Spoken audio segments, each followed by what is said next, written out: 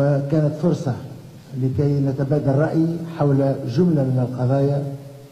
الثنائية من ناحية تتعلق بالتعاون في المجالات الأمنية والاقتصادية،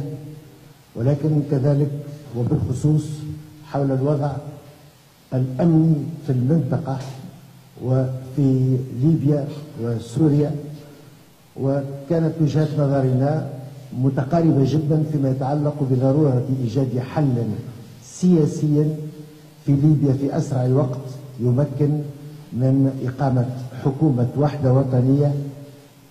تكون لها مشروعية اتخاذ القرارات، وتكون لها مشروعية أيضا القيام بما يلزم لمقاومة الإرهاب الموجود من خلال دخول داعش إلى التراب الليبي، وهو ما يهدد أيضا